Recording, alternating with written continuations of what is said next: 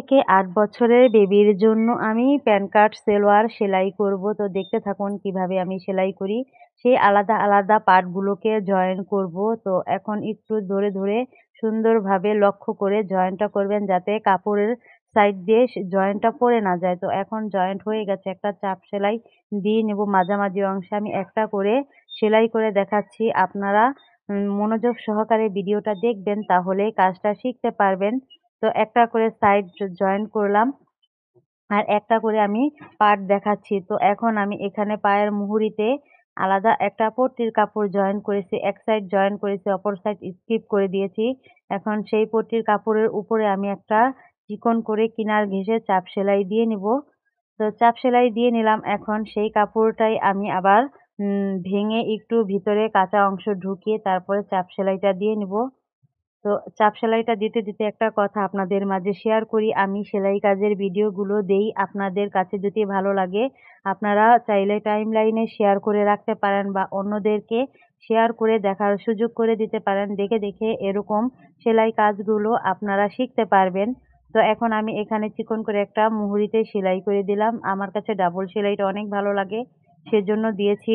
এখন আমি এখানে সাইড জয়েন করব। 5.5 ইঞ্চিতে রেখে সাইডটা জয়েন করে নিব। আমি সেজন্য মাপ দিয়ে নিলাম। আপনারা একটু লক্ষ্য করে দেখলেই পারবেন। তো সাইডটা জয়েন করছি। একটু হাত দিয়ে টেনে, টেনে আমি সবসময়ই বলি হাত দিয়ে টেনে, টেনে জয়েন করলে পায়ের এখানে অনেক সময় টান ধরে যায়, ঘোঁচ খেয়ে যায়। বসার সময় সেলাইটা ফেটে যায়। সেরকমটা হবে না। তো এখন আমি দোনো সাইডে একরকমভাবে জয়েন করলাম। এখানে অবশ্যই আপনারা ডাবল সেলাই দিবেন। আমি ডাবল সেলাইগুলো দিয়েছি অফ ক্যামেরায়। তো এখন আমি হাইয়ের অংশটা কিভাবে জয়েন করি একটু লক্ষ্য করে দেখবেন তাহলেই আপনারাও শিখে নিতে পারবেন।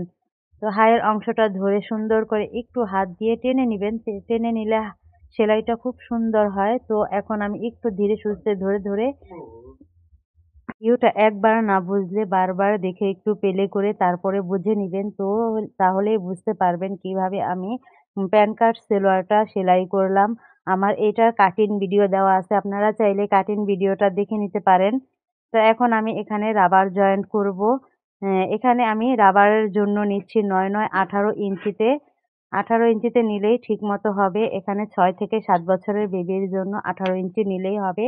তো এখন এখানে আমি ডাবল, ডাবল সেলাই করে জয়েন করে নেব। এখানে আমি কিছুটা স্কিপ করেছি। আপনারা বুঝতে পারেন এরকম আমার আরো অনেক ভিডিও আছে সেলোয়ারে এলাস্টিক জয়েন্টের, সেজন্য আমি এখানে স্কিপ করে দিয়েছি। না হলে ভিডিওটা অনেক বড় হয়ে যায়।